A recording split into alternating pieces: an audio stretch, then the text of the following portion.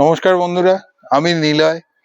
আর সবুজের ঠিকানা YouTube channel থেকে আপনাদেরকে সবাইকে স্বাগত।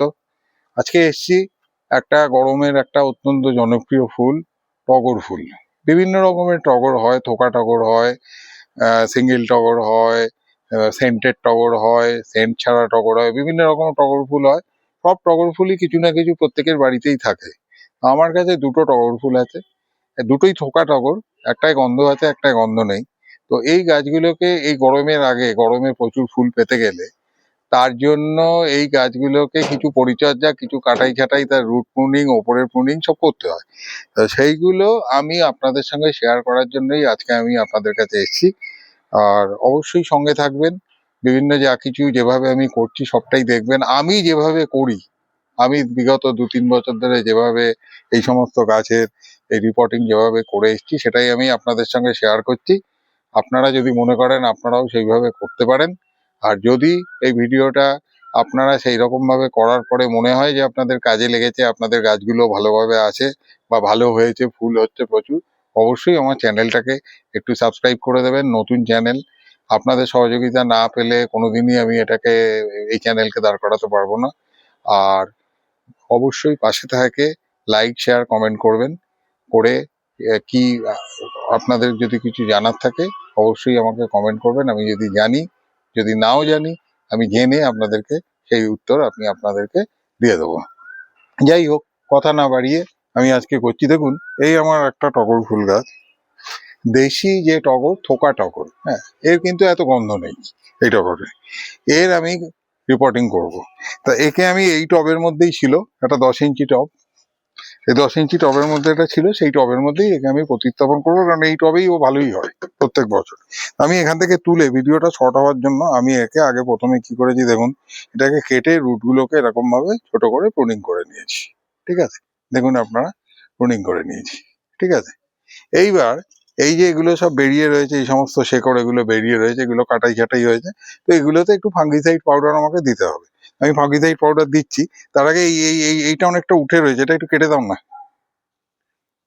এটা। হ্যাঁ, এই দেখুন, এই এই এই এই এই এই রুটটা, এই রুটটা অনেকটা উঠে রয়েছে, এই রুটটা, এটাকে আমি আরেকটু ছোট করে কেটে দিচ্ছি। হ্যাঁ, আমি দেখাচ্ছি।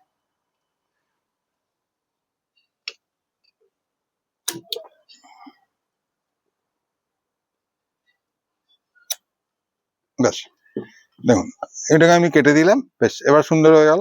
এবার আমি কি করছি না, একেই যে এই রুটের এটাকে আমি কেটে ফেলে দিলাম। এবার আমি একে ফাঙ্গিসাইড পাউডার দিয়ে দিচ্ছি। আমি সাব পাউডার ইউজ করি, এই যে সাব পাউডার, এটা ইউজ করি। এটা আমি এখানে দিয়ে দিচ্ছি, দিয়ে দাও চারদিকে ভালো করে। বিশেষ করে কাটা জায়গাগুলোতে বেশি করে, এই রুটগুলো।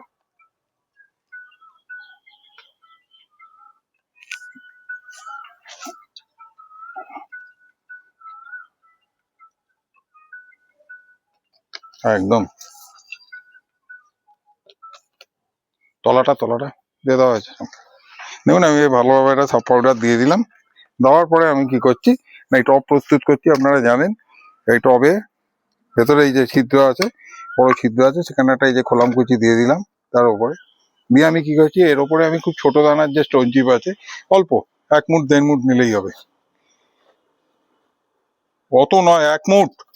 হ্যাঁ হ্যাঁ, এটা আমি দিয়ে এটাকে ঢেকে দিলাম। এর ওপরে আমি কি করছি, 1 মুঠ বালি নিলাম, নিয়ে আমি এই স্টোন চিপের যে ফাঁকগুলো আছে এইগুলো যাতে চিত্রগুলো বন্ধ হয়ে যায় সেটাকে আমি করে দিলাম। দেওয়ার পরে দেখুন, এটা আমার সুন্দর জল নিকাশি ব্যবস্থা তৈরি হয়ে গেল। এরপরে আমি কি করছি না, আমার এই যে তৈরি করা মাটি, 1 বছর আগেকার তৈরি করা মাটি, যার মধ্যে 50% গার্ডেন সয়েল আছে আর 30% ভার্মি কম্পোস্ট আছে। আমি ভার্মি কম্পোস্ট ইউজ করি, আপনারা যে কোনো কম্পোস্ট ইউজ করতে পারেন, গোবর সার ইউজ করতে পারেন, কিচেন কম্পোস্ট ইউজ করতে পারেন। ঠিক আছে, আর 10% বিল্ডিং তৈরি করার বালি, আর আছে আপনার সামান্য কিছু কোকোপিট, যেটা যেহেতু গরমের গাছ তো একটু কোকোপিটের দরকার হয়, সামান্য কিছু কোকোপিট আছে। আর এই টবের জন্য পার টব হিসেবে এই হিসেবে দেওয়া আছে যে 1 চামচ 1.5 চামচ করে হাড় গুঁড়ো, শিংকুচি, নিমখোল, রক্ত সার, এগুলো দেওয়া আছে।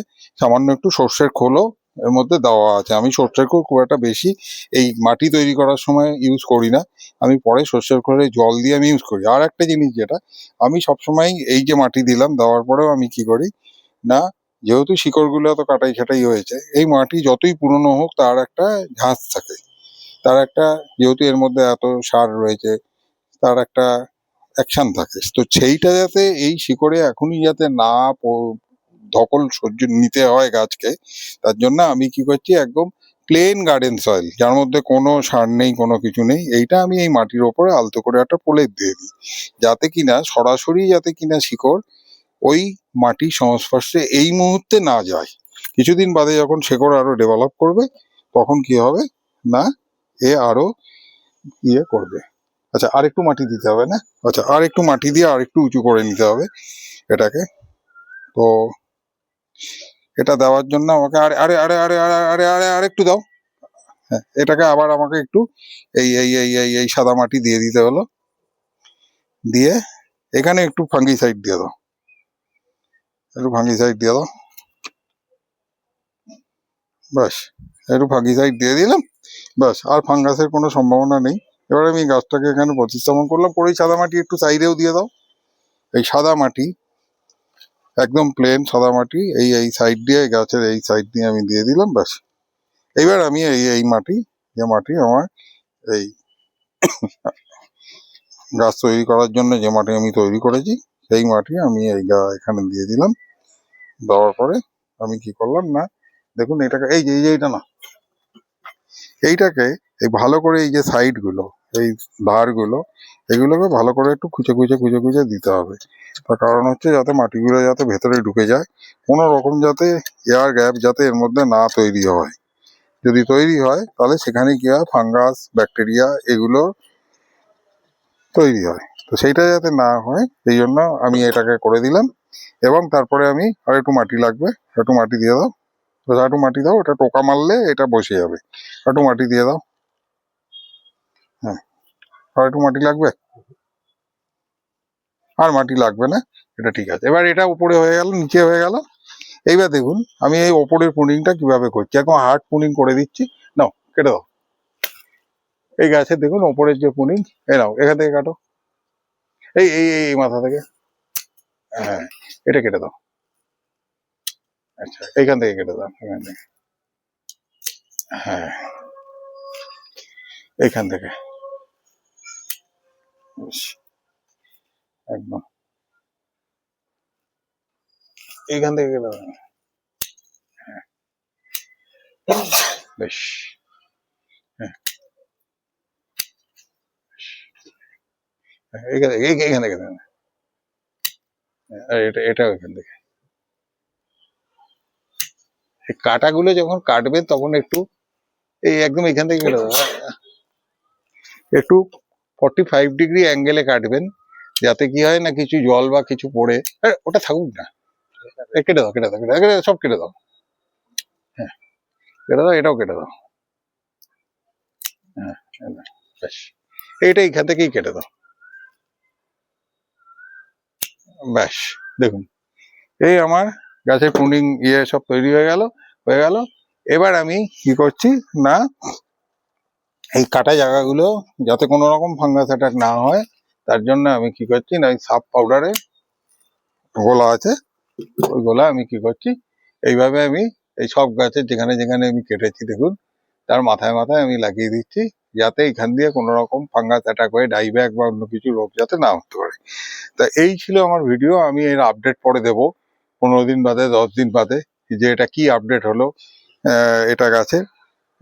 আর অবশ্যই এটা আপনারা দেখবেন পুরো ভিডিওটা।